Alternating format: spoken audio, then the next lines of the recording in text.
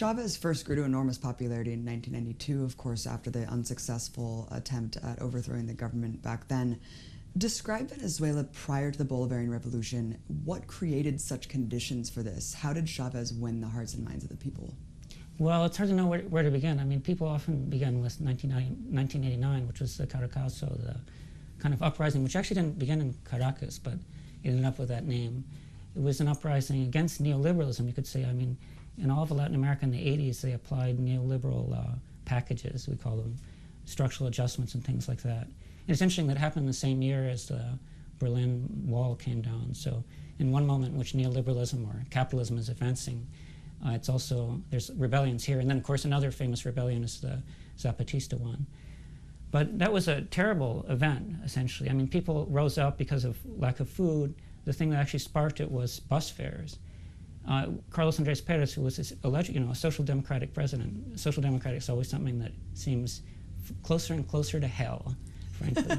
I mean, closer and closer to simply a right-winger. And he was elected. People thought he would do something positive for the country because there had been a boom in his first presidency. But to people's surprise, maybe they shouldn't have been so surprised, he implemented a structural adjustments package, and people rebelled against it. And there was a terrible repression. They put a state of siege in the city. They suspended people's rights, and probably 4,000 people were killed in a few days. No one really knows how many. That's another impressive and terrible thing. And so that was a spark. I mean, I think that Chavez had been developing a movement, a conspiracy movement in the army for some time, but that certainly put the accelerator on the thing. And then 3 years later, this event that you referred to, in the failed military uprising in 1992, which led to this famous speech called Por Ahora. Now we call it Por Ahora because Chavez said, well, we failed to achieve our objectives, Por Ahora, meaning that he would try to achieve them through another means. So he went to prison, and he immediately became a reference. Apparently, right afterwards, there was Carnival, and kids dressed up as Chavez in the streets. So he became this kind of reference. Some people say there was a popular movement without leadership in 1989, and then in 1992, there was leadership without a popular movement behind it, which is why the military uprising failed. And so from there, when Chavez got out of prison, partly through a deal with the Communist Party, supported the elections of Rafael Caldera, who was a Christian Democrat leader, to the presidency with the promise that Chavez would be taken out of prison. So Chavez came out, this was the Communist Party's project, no? And so that's how Chavez got out of prison. Chavez initially didn't think he would go for elections. He thought he would stay in some kind of extra electoral mode, but he eventually decided to go for elections, and he won a rather significant victory in 1998, and that's how he became president. Mm. And when he did win the presidential election, it was dubbed the Bolivarian Revolution, not the Chavez Revolution. How was his movement just an extension of Simón Bolívar? Well, that's one thing that I'm interested in, because I think a lot of people think that that's just kind of ornament in the whole thing. Simón Bolívar is just ornament, no? Simón Bolívar was the liberator of the Americas. A person born in Venezuela, it would be incorrect to call him Venezuelan, because at that time there was no Venezuela. I mean, Venezuela was the capitanía in the larger Latin American nation, you could call it. And he led this independence struggle that ended up with the help of another most important leader, San Martín, from what's today Argentina. And together they liberated the continent with a giant mass movement. That is a fascinating process. One thing that no one ever tells, no one really has an interest, or almost nobody has an interest in telling a story about the Venezuelan Revolution, which is different from other independence revolutions in the continent, with the exception of the Haitian one, because it was actually a social revolution.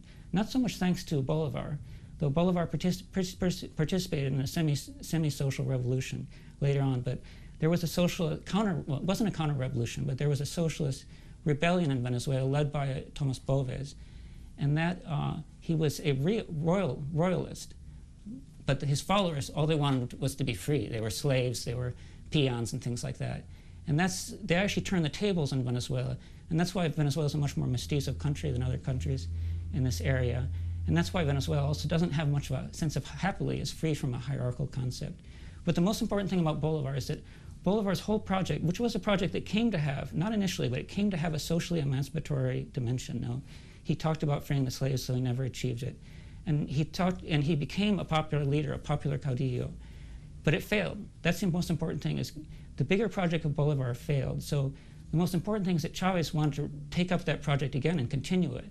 That's a model of a lot of revolutions. In some sense, it's a model of the Cuban Revolution, because the Cuban Revolution, when Fidel Castro assaulted the Moncada barracks, he said the intellectual author for this act is Jose Marti, which is the Cuban processor who 100 years ago, or a little more than 100 years ago, had been born and had developed the idea of, and developed the first revolutionary party in Cuba. So this idea of picking up an older struggle and taking it forward, frankly, I think that's the only way to do an authentic revolution, to pick up an earlier struggle which has a long roots, deep roots in a society, and go forward with it. And that's what Chavez proposed to do. And so it was correctly called the Bolivarian Revolution. I think it's much more important to think the socialist element is a consequence of the Bolivarianism, but it's extremely important to keep the Bolivarian roots to the revolution. And you talk about the move between rejecting neoliberalism to rejecting imperialism to embracing socialism. Talk about that trajectory. Sure, I think it's important that it was an organic process, right? Just as I believe in an authentic revolution, or a possible revolution, because a possible revolution has to have a massive following. So you can't just pull it out of your hat and say, look, here's my revolutionary project. No, it has to have deep roots in a society. And then it's important that there be an organic process, right, that leads from initial solving of problems, right? I imagine that a revolution, perhaps it seems like an extravagant reference, but there's a Paul Klee painting that's the angel of, that Walter Benjamin called the angel of history, right? And it's this angel that supposedly looks at the ruins of history. I think it's an important idea that a revolution should look at the ruins of history, the terrible tragedy, the genocide of Latin America that's existed in Latin America. And then from that, try to begin to solve it. But there has to be an organic process that mediates between those different elements, in which you realize that solving these problems is 500 years of social disaster, of social domination, imperialist colonial domination, that the only way to solve that is being anti-imperialist and then later socialist, But it's important that be an organic process that leads to this kind of strategic goal, which is, in a very brief manner, you could call socialism or communism. Mm-hmm. You know, many people in the U.S., including supporters of the Bolivarian Revolution, simply recognize the social achievements of Chavez, housing projects, healthcare, etc. But a big significant change, which you talk a lot about, are the colectivos, this kind of self-empowerment of the barrios. Talk more about how this worked, and how did he empower communities to advance and defend themselves? Well, you could say like empowering people, right, is almost like oxymoronic, right, because you can't force people to be free, right? So even in the case of, you mentioned the colectivos is what is a popular form of organization, often armed, fortunately, I would say, because there's because it's necessary. A lot of them arm themselves initially to combat drugs in their communities. Sometimes drugs that have actually, unfortunately, involve police. The police are involved in it. So people have to arm themselves to liberate their community from drugs. But that's an organic form that's existed much before the process. It's not a product of the process. It's actually a specific condition that's part of Latin American urbanism and the resistance to its problems. But then there's these different elements, an attempt to form grassroots organizations, foster them. You can't really make them by fiat, right? So you have to foster them. And here there's been a very interesting process. There are moments in that process that are almost forgotten now. Like there are things called the Committees of Water Organization, Mesas Técnicas de Trabajo de Agua, creo. And they were attempts to solve the water problems, which are often like sewage water and also getting drinkable water to the barrios. And then there was also the Consejo Comunales, which started in 2005. These are community councils. They were successful, interesting project. And then from that, there was an effort to form the communes. And the commune is a fascinating proposal that hasn't really gotten off the ground the way it should be. But I believe that was Chavez's key strategic plan, We talked about how he began with an anti-neoliberal project, which anti-neoliberal is a big word, you could say, trying to solve the problems that were at hand, You have to solve the social problems that are at hand. And then the anti-imperialist one, and then the socialist one. But the socialist one came to have a very articulated content, and that content involved the commune. And the commune was to be a form of grassroots democracy, but it was also supposed to be productive. It's supposed to take over part of national production and ultimately form a communal state, which is an interesting idea. It's kind of a forgotten chapter of Marxism. Most people think that Marxist idea was taking state power, which is correct.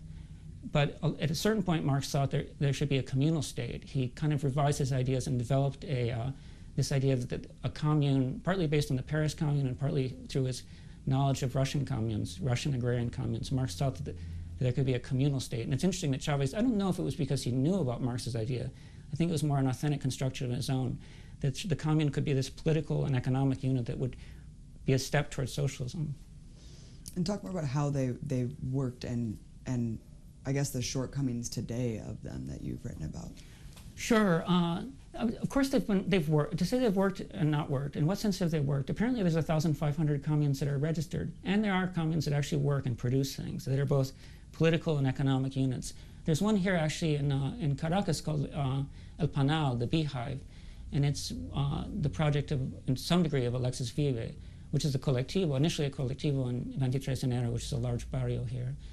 There's also a very functional, I'm just mentioning a few, there's a very functional one in the Lara state called El Maizal, the maize grove or something like that, the corn grove. And they produce lots and lots of corn, so it would be false to say they haven't really taken off. But you could, unfortunately, they're in a very adverse situation. Unfortunately, this is a capitalist economy. It continues to be a capitalist economy. And unfortunately, the capitalist sector, capitalism is extremely dynamic. That's both its curse, it's principally its curse, but it's also in some sense it's been its blessing.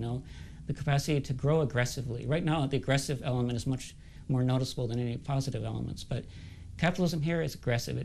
It's managed to bring down a lot of these socialist projects by corrupting them in some way or another. I don't mean a corruption through a conspiracy, but just kind of like the capitalist environment ends up eating up the socialist experiment. So one of my theses is that there was actually a kind of error here. It's true that you can't impose socialism. Not that if you want to. If you wanted to impose socialism, if you wanted to say, well, we're going to collectivize people, like it or don't. But you can't really do that because it's like saying they have to emancipate themselves. But you can't make people emancipate themselves. You can only encourage people to assume a superior form of social organization. So that's what Chavez tried to do. He tried to encourage people, but at the same time, and this is what I believe is the error. It's simple, of course, to say this is an error, but it's simple with hindsight, right? But the error was to let the capitalist economy kind of have such free reign. I believe that you could form a strong state and a strong party to form a strong state, an effective party and a strong state that would foster the communes. In other words, kind of like stack the deck in favor of the communes. And let's talk about the opposition. You mentioned this fascistic uprising. Of course, again, the U.S. government media is spending all of its time focusing on this harsh repression on behalf of Maduro, this dictatorial repression against the right to protest. You've argued that the government hasn't done enough to actually deal with this fascistic uprising and the opposition. The question is, who brought this to happen, right? And it's obviously something that if you think about it, what country in the world do people go onto their manifestations and they throw Molotov cocktails? I've never heard of such a thing in the global north, right? And the manifestations are repressed quite strongly in the global north, even when that doesn't happen. So if people were throwing Molotov cocktails and burning up the city around them, I think there would be a different kind of response in the north. It's terrible that these people have died. The other thing that is important to keep in mind is that just the overall perspective, right? Not only did they decide to make a manifestation, it's perfectly acceptable that they do manifestations, but I think it's important to realize that, for example, they believe that it's some kind of constitutional thread there's been a rupture of the constitutional thread, and that's why they say, or the constitutional continuity, and that's one of their big complaints that drives them to the streets. But it's interesting that they behaved in exactly the same way in 2014, right after there'd been an election that they lost. And also they behaved in a quite similar way.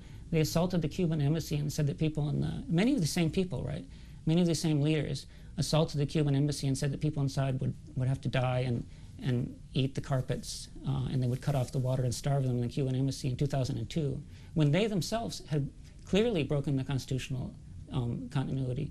They themselves, in 2002, took power, and there's a famous image of it's not Pedro Carmona himself, but some assistant of his saying, and now we're going to throw aside the Constitution, and now we're going to throw away the people's constitutional rights, and they're cheering like this.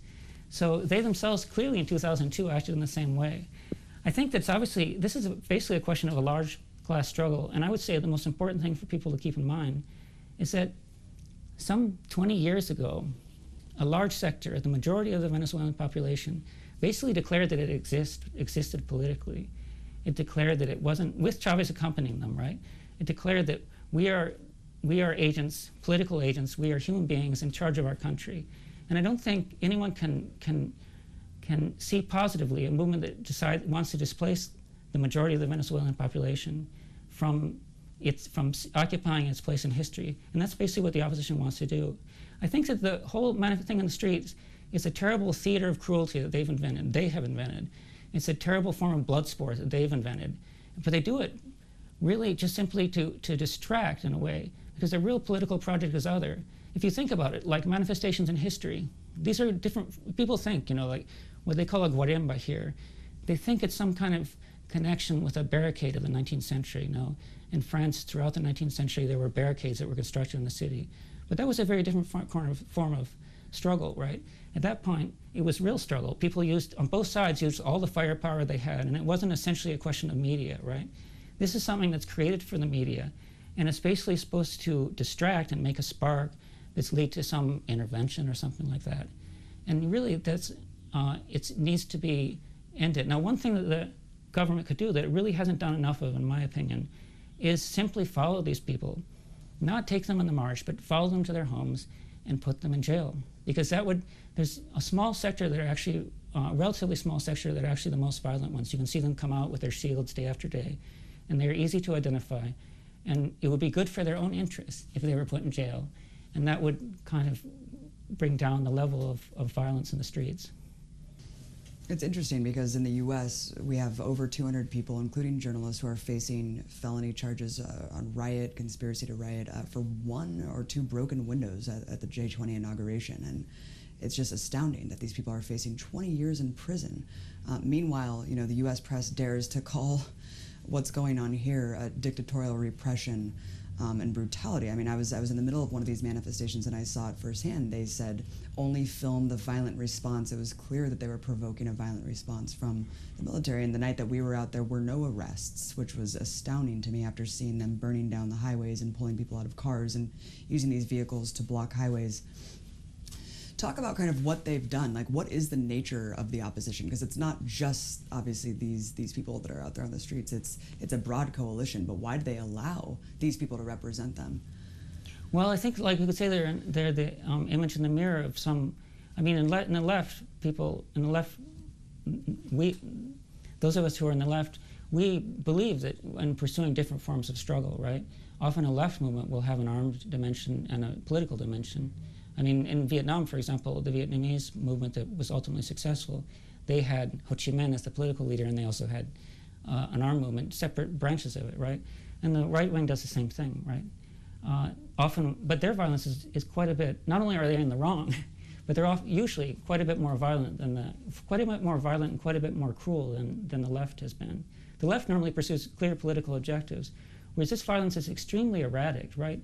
They seem quite as willing to kill their own people, just to make and then they'll put the blame on someone else. The Pacific side of the opposition, the MUD, I think it's important to point out that they can put a lot of people in the street, right? The MUD can put a lot of people in the street. In Caracas, in the big cities, Venezuela is not exceptional, right? Because the big cities are full of people who tend to be richer. So not surprising they can put a fair number of people in the streets. And all those people, the majority of them perhaps are not violent. But there is an organic relation between the whole movement and the violence they permit. People, in our media, they point to Freddy Guevara meeting with the leaders of the Guarimba, and that's important. But you really don't need to see that to understand it to be the case, right? Essentially, it's a coordinated thing, and they use this kind of armed struggle to achieve their goals. And it's been successful quite often. For example, in 2014, they managed to get very strong, very favorable concessions from the government using a kind of violent street tactics like this. They learn from their own mistakes sometimes, and they adjust their strategy accordingly. For example, this whole movement probably has the counter-revolutionary movement right now probably has its deepest roots in the 2007 student movement. There was a student movement, that right-wing student movement that emerged in response to the Chavez's first attempt to put it to move socialism as a program, his first attempt to readjust the mediatic spectrum a bit, and then there came this counter-revolutionary student movement. And that actually was one of the opposition's first successes, and they kind of go on recreating that. But one of the craziest things is they talk about civil disobedience, right? I always think they're disobedient. Would that they were civil. They never were very civil, and their civility is always a lot less. You mentioned that it's interesting that in 2014 this happened right after a huge election. Yes, Maduro won by a razor-thin margin, but it was still a fair election. I mean, the Jimmy Carter Center said Venezuela has among the fairest elections in the world. Now the demands seem odd because it seems like it's contradictory. They're calling to oust the dictator and also for new elections. So which is it? Is it a dictatorship, or do they just want elections sooner? But they are fair elections. I mean, do you have a comment on that? Yeah, it certainly seems to be. I mean, you could imagine those are different fractions of the opposition, but they probably just kind of pursue an irrational. They probably throw a lot of irrational things together in a bag. I mean, if you want a clear example that essentially a rational, contradictory proposal can be elected, can be promoted and win political space, Trump. I mean, Trump threw 1,000 ideas, almost exclusively bad ones, in the air, and but many of them contradictory among themselves. So contradictory isn't necessarily a failing, especially when you're not in power. So I think that it's true that this government has one of the best records as a democracy that you can have, right? It's an extremely transparent, advanced electoral system, and it's not true that it's always fallen in favor of Chavismo. So they actually know that electoral option is a pretty good one for them.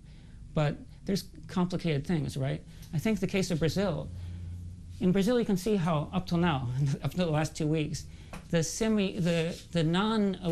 that Temer arrived to power through non-electoral means actually favors his situation in some ways as far as his relation to capitalism. He has a freer hand as far as putting in adjustments, or up until now, recently there's begun a strong resistance. So I think there is some part of the opposition thinks we'd be better off arriving to power through a non-electoral means, and that would give us a freer hand, more of a tabula rasa, in implementing the rather horrible things they have in their sleeves. Why do you argue that it's critical for socialists, leftists in the United States and around the world to support the Bolivarian Revolution and prevent the ouster of the Maduro government?